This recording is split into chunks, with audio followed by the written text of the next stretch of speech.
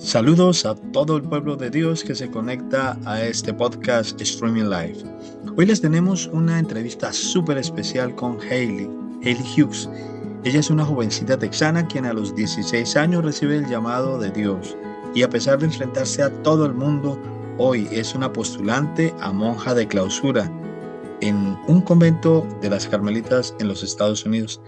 Veamos esta primera parte de esta interesante entrevista y no olvides suscribirte a nuestro canal Stream de Vida en Streaming Live.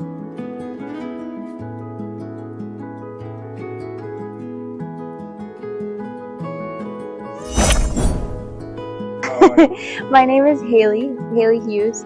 I am 26 years old. I am from Lytle, Texas, and I was born and raised here in Texas. My family's been on this property for 5 generations. I grew up here, and then I went to school at Texas State University in San Marcos, Texas. And in college, I started to get a bit more serious into my faith.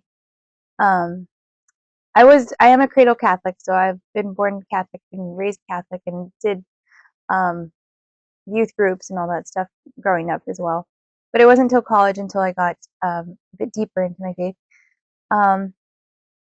I got a degree in animal science, integrated ranch, and natural resource management. Yes, Okay. yes. Okay, Hailey, when and how you feel the God's call to religious life? Yes. So,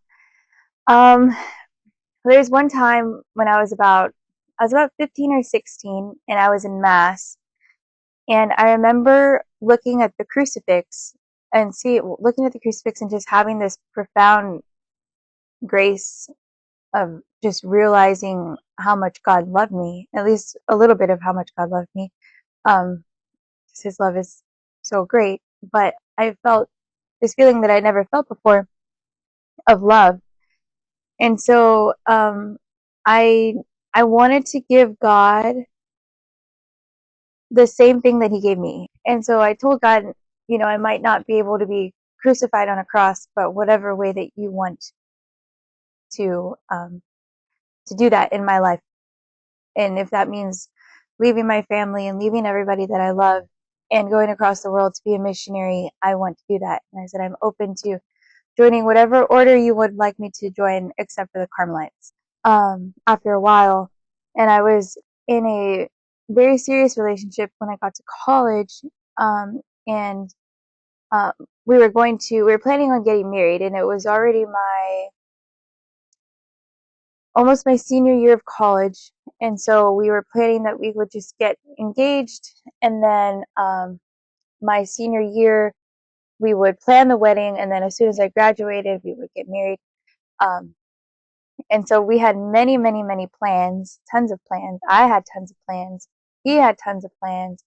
And it was I felt very, very comfortable with everything that was going on. And it was kind of like everything that I thought I ever wanted. But the closer it got to the time where we were going to get engaged, I didn't know exactly when it was going to be, but I knew it was going to be soon. And I just had no peace with it whatsoever whenever I would go to prayer. So this was just a constant thing every single day. Every time I would go do a holy hour, I would just have no peace, and it was very uncomfortable, and I knew what I had to do. I knew I had to break up with him, but I didn't understand why. And so I finally did it, because that discomfort and stuff that I would feel in prayer, just finally it was too much to handle, basically. So I broke up with him, and then as soon as I broke up with him, it was like bam, Carmelite nun. God was, I say Carmel hit me like a truck. Like God was just so clear that this is what I want from you, and not just any nun, but a Carmelite nun. And so I said, no, no, no, no, no. This is, I remember I specifically told God, faith, like many years, kind of like my true desires were always there, but they were kind of covered up by like layers of sin and worldliness and just attachments and stuff. But once these layers started kind of peeling off, my true desires were starting to be shown more. And then basically, God convinced me that I should be a Carmelite. So I applied, and basically the only thing on their website was this wood burning stove, it was a little potbelly stove. And ever since I was a little girl, I wanted to live like off grid and live without electricity or running water and stuff. But then I got older and realized that that's just not practical. But I've always had this desire, and so I saw on this website that these nuns, they didn't have electricity or running water or anything like that, and they lived pretty much off grid. And the only thing on the website was their potbelly stove. And so I told God, okay, if I am called to be a Carmelite nun, this is where I'm going to enter at. And then me entering, or me going to visit even for the first time, it was like a span of like 2 years. So it took a lot longer, probably a lot longer than it does now, just because of all the things that the Carmel was kind of going through at the time, and the building the monastery and all this stuff. So, but yes, I mean, I've always had obviously a great love for the Holy Eucharist, and I think I understood earlier on what the Eucharist was.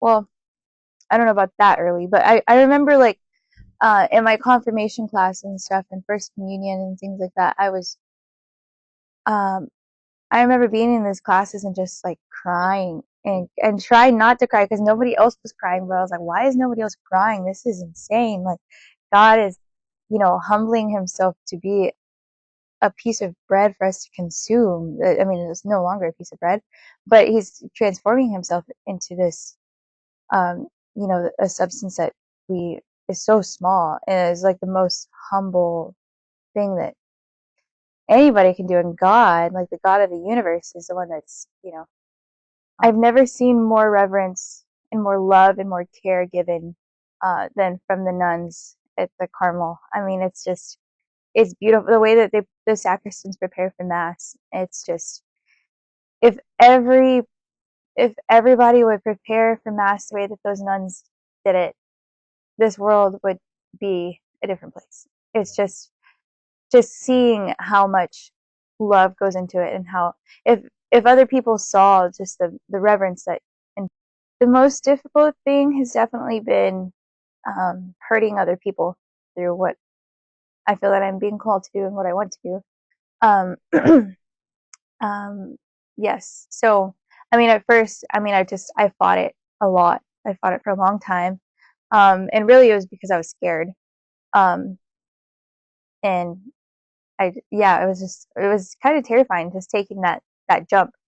But definitely the hardest has been having to hurt the people that I love very much. Because I feel their pain, and I mean, I love them obviously, and I don't want to hurt them.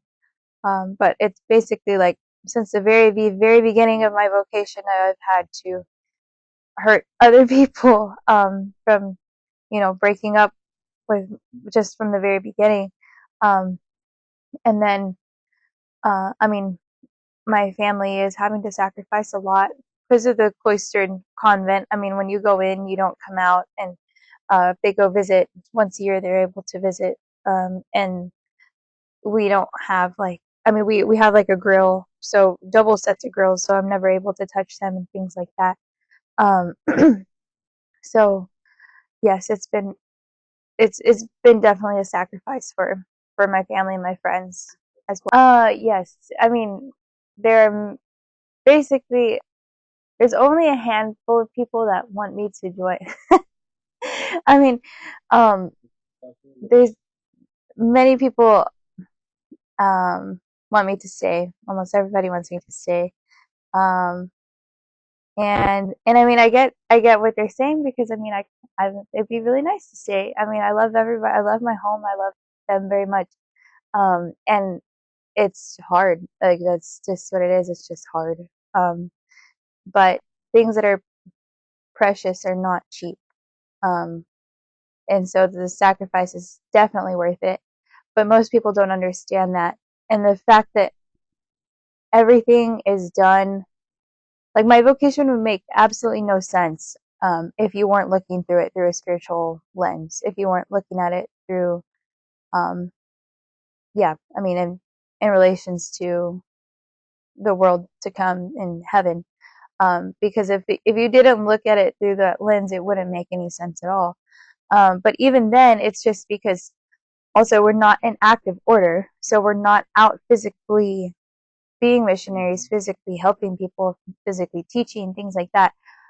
All of our prayer and sacrifice is hidden, the same way that God hides himself. Um, and God is definitely giving me the grace to, even at the beginning, those things that I just didn't understand, but it's like I understood it with my heart, but not my head.